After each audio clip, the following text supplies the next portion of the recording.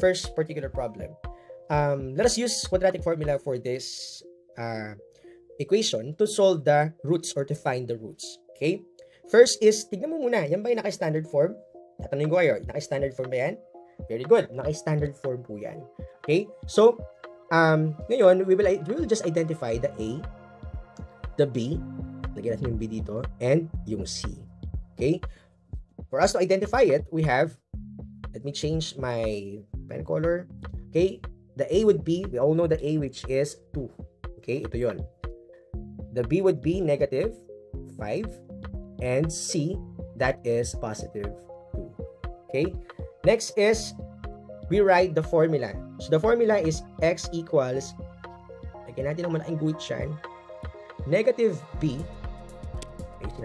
negative B plus or minus square root of B squared minus 4AC all over 2A. Yan yung formula. Okay? So, ngayon, maglalagay lang ako dito ng isa pang para mamaya mapakita ninyo kung paano nilalagay yung mga terms dyan or yung mga leading coefficients dyan. Allow me to write once again here. But this time, nilalagyan ko lang muna ng mga blanco or ng parentheses.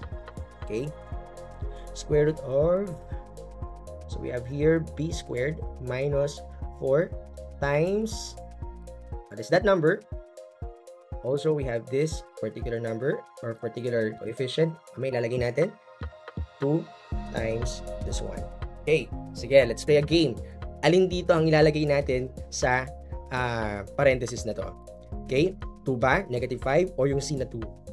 That's right, so we have negative 5. Okay, allow me to write negative 5 here. Okay, next we have this one. We have b squared. Ilalagay natin once again is negative 5. Okay, so we have 4. Ang katabi niyan is AC. We all know the A is 2. And the C is 2 as well. Okay? Nagkataon lang yan, pero minsan magkaiba yan. Okay? And dito, meron tayong 2A. Ilalagay natin dyan is 2. Okay? So, kapag nakumpleto mo na yan, pupunta na tayo sa next step. Gagamit na tayo ng calculator. Okay? So, allow me to use my calculator here. So, dito natin gagamitin yung calculator natin. Una, isusulat lang natin tong entire things na to dun sa calculator natin. So, let me show the calculator. We have this, of course, fraction symbol. And then, meron tayong negative or negative. So, and then parentheses. Isulat natin yung mismo parentheses. Tapos negative 5 sa loob, which is yan ang B natin. Ang una natin kasi kusuin muna, itong plus muna. Okay? So, yung plus muna ang lalagay natin dito. Then, square root. We have negative 5. The quantity of negative 5 squared. Okay? Yan yun. Then, minus 4A, which is 2. Then, C, we have 2 as well. Okay? All over, baba lang natin ang cursor natin. Yan. So, we have 2 times A. Okay, as you can see, may lumabas, no? Lagyan natin ng equal sign. Yan. May lumabas dito na 2. So, ibig sabihin, ang isang x natin, lagyan natin. Usually, nilalagyan ng root 1 yan eh. X, the first root, yan, ganyan, diba? Lagyan natin dito para ano. So, root 1 equals, ano yung lumabas kanina? We have 2.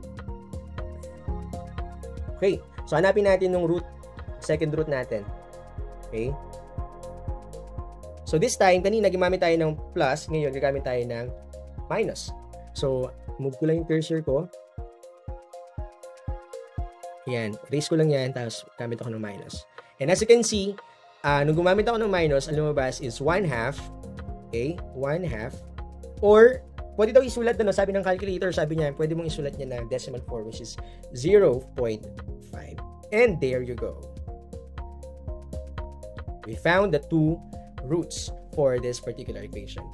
That's how easy it is. Okay, so, the final procedure is be checking. Okay? So, titingnan mo na ngayon kung tama yung sagot mo. Ngayon, sulat mo ngayon yung original equation dito. 2x squared minus 5x plus 2. Sige na nga, turuan ko na kayo kung paano gumamit din ng calculator gamit ko. Okay? So, gawin mo lang, di ba, yan na. May calculator ka. Erase mo lang yan. I-type mo lang din yan. So, 2, gawin mo siyang ganito. 2, tas lagyan mo siya ng parenthesis minus 5, parenthesis plus 2. Dapat yan equal sa 0. Okay? So, ibig sabihin ng parenthesis dito mo ilalagay yung mga nakuha mong roots. Okay? So, ang una natin i-check is x, the first root, which is 2. Okay? Tingnan natin kung tama yan. So, we have 2, lagyan natin ng parenthesis, the squared, minus 5, parenthesis once again, plus 2. Dapat yan ang equal sa 0. Okay? So, let's try this one. So, we have 2. Palitan natin ng 2 to. Also, yung isa rin, palitan din natin ng 2, which is, yan. Okay, so, ang sagot ba ay 0? Of course, 0 is equal to 0. Okay? As you can see, 0 yung lumabas. Okay? Now, let's try another one. Yung second root, itry naman natin, which is 1/2. Or 1.5 if you want to, no? If you insist. So, ganun din. Tatype din natin. Kanina, tinype natin si 2 dito, no? Ngayon, tatype naman natin si 1/2 minus 5 times 1/2 plus 2. Dapat equals daw yan sa 0. Tingnan natin kung tama. Palitan lang natin yan ng 1/2. Okay, isa rin. 1/2. There you go. So, ang lumabas is zeros. Ibig sabihin, 0 equals 0.